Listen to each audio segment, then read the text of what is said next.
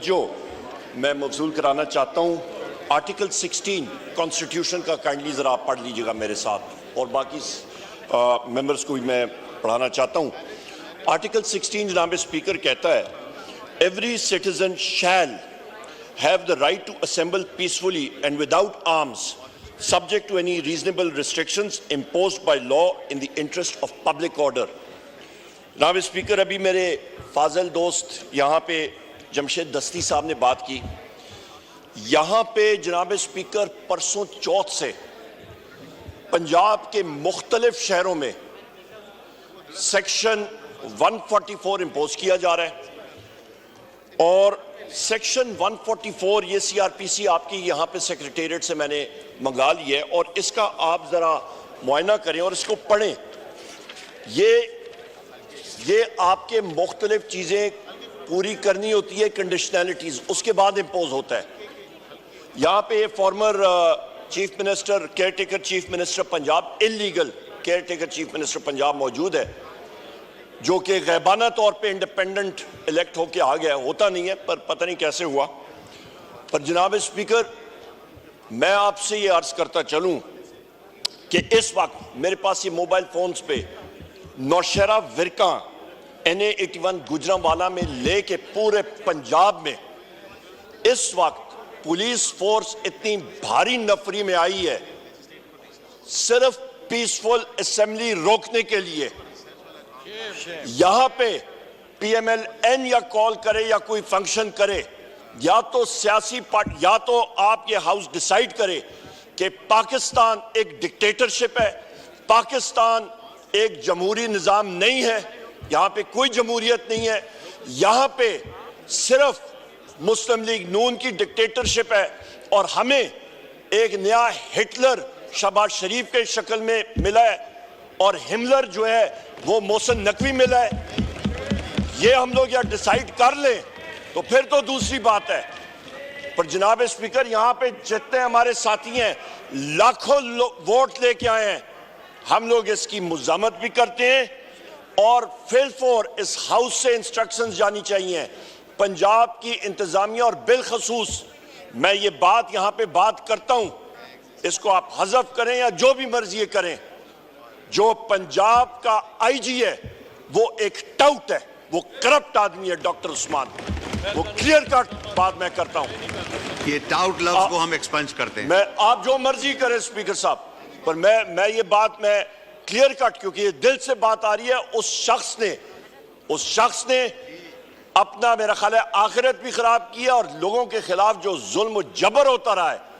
Punjab police एक police force नहीं रही है, वो पुलिस फोर्स से मर्सनरी फोर्स में डॉक्टर उस्मान और इस शख्स मोहसिन नकवी के किए हुए करतूत की वजह से बनी है।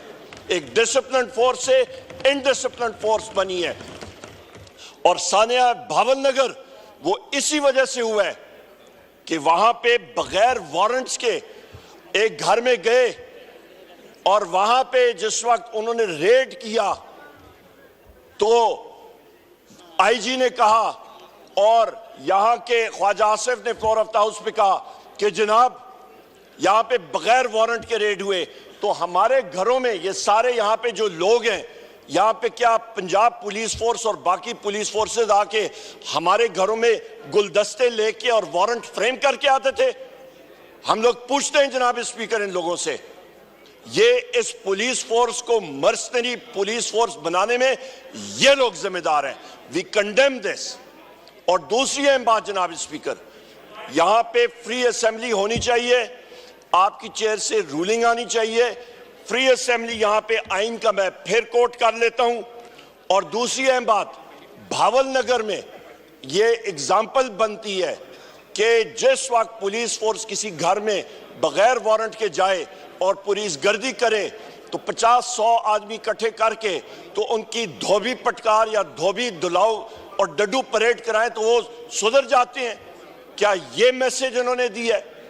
जनाब स्पीकर, उस इंसिडेंट का मैं फिर फ्लोर ऑफ द हाउस पे बात करता हूं, भावलनगर इंसिडेंट का, वहां पे आपकी जुडिशियल इंक्वायरी होनी चाहिए, और उसके साथ साथ आज के हवाले से और उसके सामने और जनाब स्पीकर, आज फिर मैं रिपीट करता हूं, पूरे पंजाब में रात से रेड शुरू है।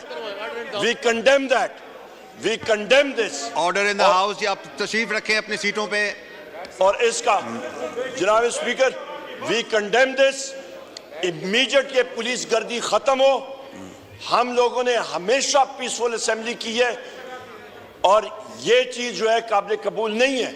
और इसके साथ साथ क्योंकि ये इस्लामाबाद कैपिटल टेरिटरी भी इंटीरियर मिनिस्ट्री के नीचे आती है, यहां पे भी इस्लामाबाद में ये इस चीज से नहीं निकल सकते। इस्लामाबाद में भी पीसफुल रैलीज निकलेंगी, किसी किस्म की दफा 144 की जरूरत नहीं है। जनाब स्पीकर, मैं आखिरी दो बात करके फिर यहां पे बैठूंगा। बुशरा बीबी का केस, यहां पे जो उनके साथ जुल्म सितम हो रहा है, एक छोटे से कमरे में अडयाला जेल की अथॉरिटीज ने उनको महसूल करके बंद किया हुआ है। उनको मेडिकल ट्रीटमेंट उनकी मर्जी की नहीं मिल रही। उनके स्कैन्स गवर्नमेंट अस्पताल में उनको मैनिपुलेट करने के चांसेस बहुत ज्यादा थे और जो होते भी रहे। हमारी डिमांड है कि उनको जल्द से जल्द रिहा किया जाए, क्योंकि वो इद्दत केस में कभी प्रोसिक्यूटर इधर भागता है, गवर्नमेंट का वकील कभी इधर भागता है, कभी उधर भागता है। बोगस केस है वो। और जनाब स्पीकर, उनको medical facilities, medical scan private अस्पताल से, शौकत खानम से और शौकत खानम के डॉक्टर से उनको मुहैया की जाए, क्योंकि हमें ये गवर्नमेंट के अस्पताल के डॉक्टर्स और इनके स्कैन्स पे बिल्कुल हमें भरोसा नहीं है, क्योंकि ये मैनिपुलेट होते हैं। जिस तरह के प्लेटलेट्स नीचे से एजेंसीज ने उस वक्त भी मैनिपुलेट किए थे। जनाब वाला, मैं आखिर में आपसे ये रूलिंग एक बार फिर चाहूंगा, आपसे एक क्लियर कट रूलिंग आनी चाहिए कि पंजाब गवर्नमेंट को और यहां पे फेडरल गवर्नमेंट को पाकिस्तान तहरीक इंसाफ के लोगों को दीवार से लगाने की कोई जरूरत नहीं है। हम लोग यहां पे ठीक ठाक तादाद में मौजूद हैं। हम लोग मुहिब वतन लोग हैं। 3 करोड़ लोगों ने पाकिस्तान तहरीक इंसाफ को वोट दी है। ये हुकूमत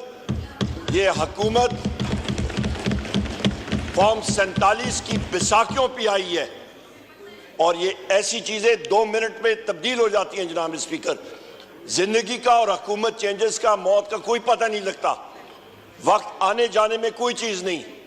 जनाब स्पीकर, मैं इसीलिए आपका गुजारिश करूंगा कि प्लीज आपकी क्लियर कट फॉर डेमोक्रेसी ये रूलिंग जो है ये क्लियर कट है। अभी जमशेद दस्ती साहब ने बात की थी, यहाँ ये जमशेद दस्ती साहब यहाँ पे मौजूद हैं।